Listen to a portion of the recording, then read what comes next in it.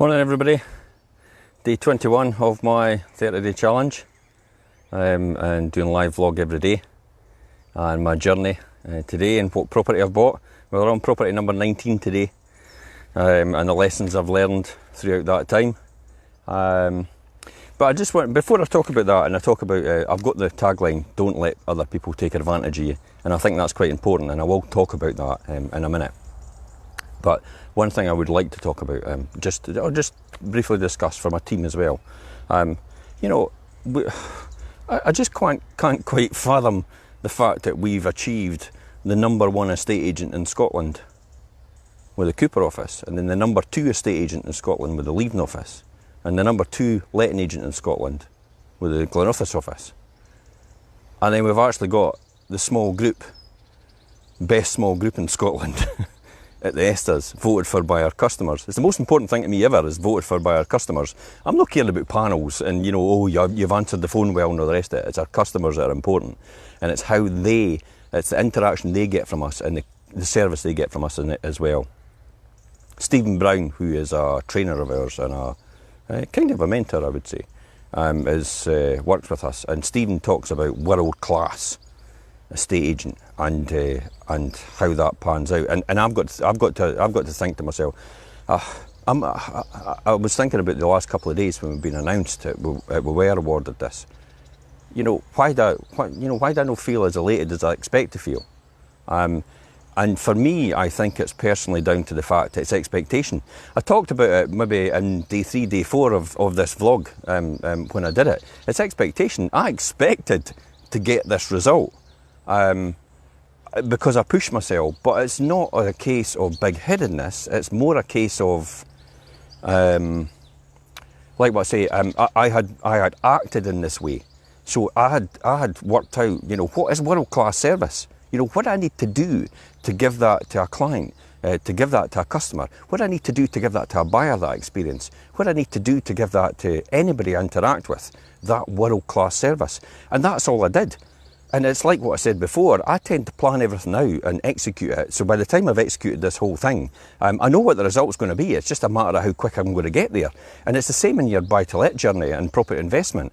You could plan everything out beforehand, and you know exactly what result you're going to get by everything that's going to... Well, I do that. I could show you how to do that. Because I've done it already, and I do it every single time. And that's probably why I do these vlogs, to attract the right people, to get the right people investing with us and help them build their portfolio. There's buy-to-let landlords out there as well, investment landlords, buy-to-let investment, two different things.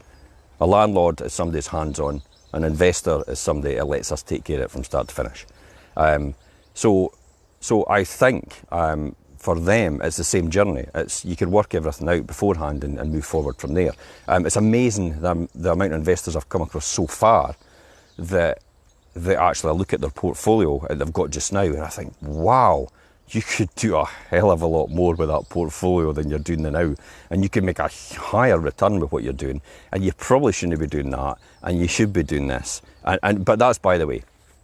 Anyway, that's about world-class service and about understanding. It's like what example with Jimmy Mullen. I mean, Jimmy Mullen's a fantastic golfer, and the thing that gets me is Tiger Woods and all the rest of it. They always say, well, I've played the shot 3 times in my head before I've actually played the shot. I've gone through the whole course before I've actually even got on the tee, before I've started. And that's effectively what I've done and what I expect the team to do to get the result we're after. So next year, who knows, might be the conveyancer of the year. I can't get into conveyancing. Solicitors don't need to worry. Might be the mortgage broker. No, I can't get into mortgage broker as well. Takes a lot of too much compliance. We've got a good team that do that already. Anyway, day 21 property journey. Property number 19. I remember buying this property in 2001. 5 years later, I sold it for 3 times the value. Worked that one out. But we still manage it, because the investor that bought it from us actually gave it back to us, and we've managed it for the last 15 years. And it's made them a really good return. So I bought it at an opportunistic time, but they still took advantage and got a fantastic return as well. The things I remember about it when I bought it was, I think somebody had gone in and just botched the whole electrics. They had pieced together electrics and wires here and there and all the rest of it. And this was back in 2001. So when you think about the logic of this, the compliance, we have EICRs now, which is electrical safety certificates, which are mandatory by the Scottish Government. But at that time, I was doing that way before then. I was making sure every single one of our properties were compliant electrical wise. All the bonding was done on the radiators, all the electrical testing was done beforehand. Everything was redone. Consumer boards were all changed to trip switches rather than the old fuse that you used to plug in, or you used to get a bit of foil and put it in between the fuse, and then the next minute you'd have a fire and your house is burnt down. But that was what I was doing in the beginning to make sure that everybody was safe and looked after in terms of our tenants. One of the things about don't take advantage. I remember at this time we had a huge challenge with the council, and what happened, hi Derek, I had a huge challenge with the council, and what we had was the fraud investigation officers. We didn't have a good relationship with them, purely for the fact that they used to turn up at some of our tenants' properties. This is because we had housing benefit tenants that got support from the government in terms of their rent. So a lot of landlords had this. They've got housing benefit tenants. So what they were doing is turning up at 7 o'clock in the morning, knocking on their tenant's door. If they didn't answer the door, they just went, well, you don't stay there anymore. And then they just stopped everything completely. But what they were doing as well is they weren't stopping everything for there. They were stopping everything right across the board for every landlord, all the landlords' properties. So I had one landlord who was actually providing housing for maybe about, and they're a big landlord, about 30 or 40 tenants on the housing benefit system. And they decided, just because one person wasn't in their house, they decided to stop payments for every single housing benefit tenant for that landlord. Trying to implicate, saying the landlord was complicit in what he was doing. And I thought, I'm not going to stand for this. I've had enough of this. They are not going to pick on us. So that was one of the reasons I formed the Landlord Association. It was almost like safety in numbers, and to have a voice where we could actually stand up to people and stand up against the authorities, and stop picking on us and stop bullying us. Because effectively that's what we were. We're providing a really good service in what we're doing. If you think you don't want us to provide this service, start building council houses then, and then we'll disappear. You won't need us anymore. That's my big thing. I love the fact that we should be building council houses all the time.